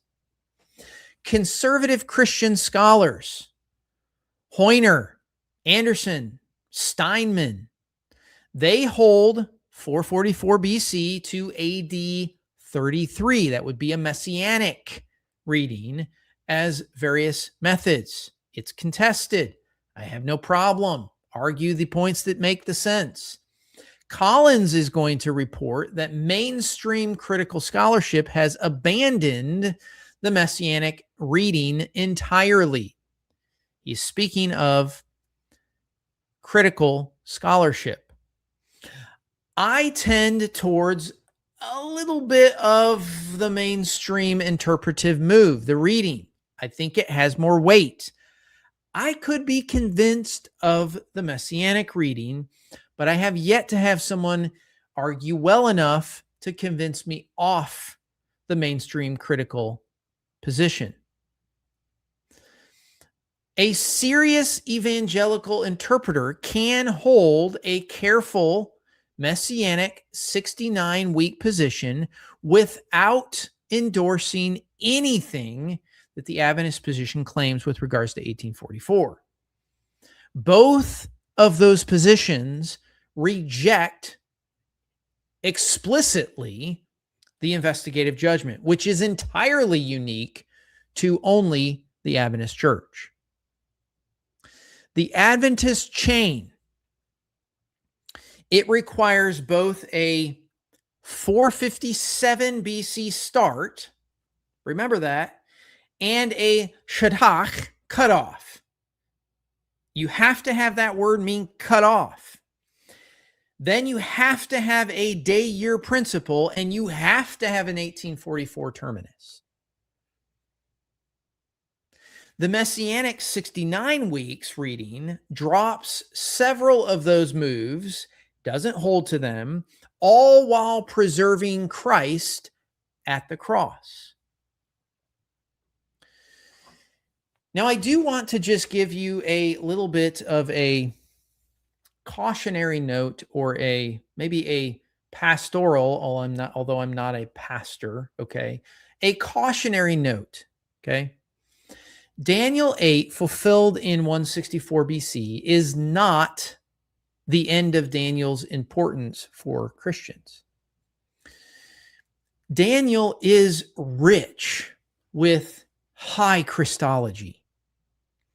The Son of Man in chapter 7, 13 to 14, the resurrection of the dead in chapter 12, verse 2, the eschatological judgment in chapter 7, 9 to 10. Christians read Daniel for what God has done in Christ and what God will do at the end. We do not read Daniel for a sanctuary chamber where Christ moved his ministry in October 1844. The chapter has its own historical referent. Christ has his own throne. He is seated at the right hand of the Father. As we move into the next episode, episode 7, which is the death of Christ is not the atonement. How SDA has two-staged the cross. We will move from Daniel 8 to the doctrinal heart.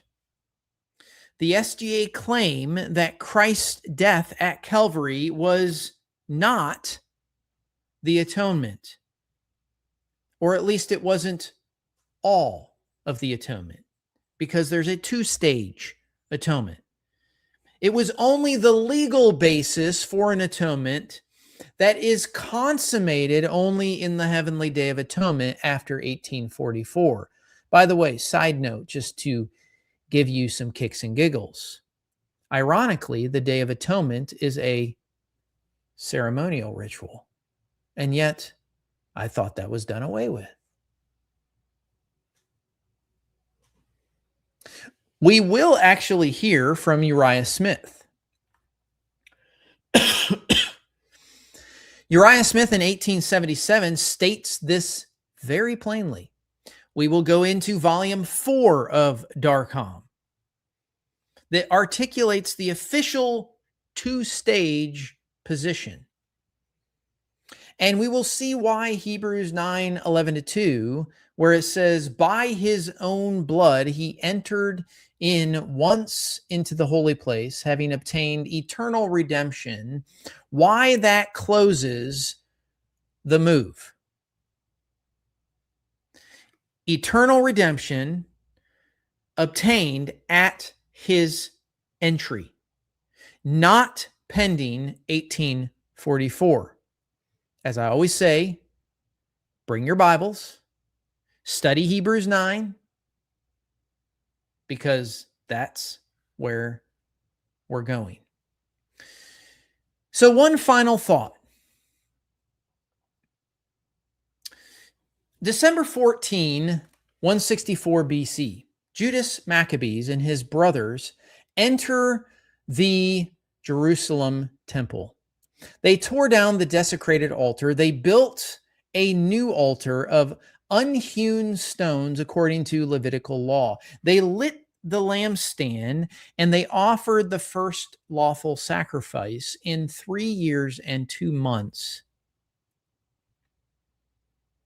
There was very great joy among the people, and the disgrace brought by the Gentiles was removed. That was the cleansing of the sanctuary that Daniel 8:14 announced. The prophecy was fulfilled. The temple stood again. And to this day, Hanukkah commemorates this exact thing. When you read Daniel 8, read it where it lives. The Hellenistic period, the Seleucid king, the desecrated stone temple in Jerusalem, the faithful Jews who would not bow, the cleansing that came. Daniel was absolutely right. It will come. The prophecy worked. And then, 193 years later, Christ came. He died once for all. He rose. He ascended. He sat down at the right hand of the Father, and he has obtained eternal redemption now, today, fully for you and for me. What great joy we should have for our high priest king, Jesus Christ. I'll see you on the next one.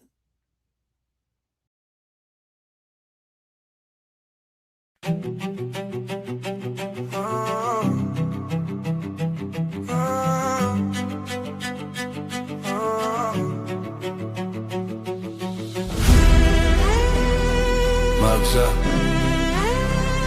sword out, open book, let's rock, yeah.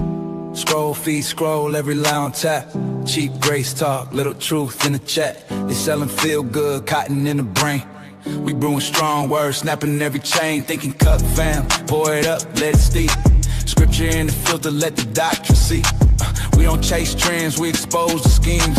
Test every system, pull apart the seams, yeah. False thrones fall when the text gets read. Context cuts deep, 2 edge to the head. Armor on tight, we don't play with the dark. We dissect wolves, verse by verse, line by mark, yeah. It's that battle at the thinking cup. Breaking all the chains while the book raised up. Word in my hands, let it light my path. Tearing down lies with a holy wrath.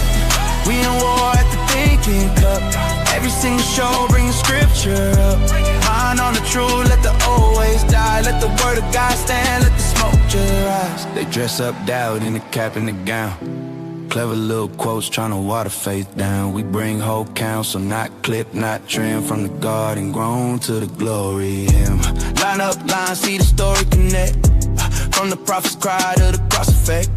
We train saints up with the tools to see how the text reads us while we think we read. It's a field, man, you not a bedtime tale. We equip, we correct when the filters fail. So when false light shines with a plastic glow, you can spot that twist from a mile or so. It's that battle at the thinking cup. Breaking all the chains while the book raised up. Word in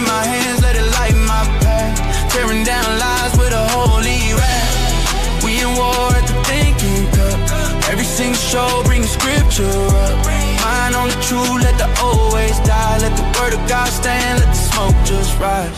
Minds renewed, hearts awake, old world shake, new path take.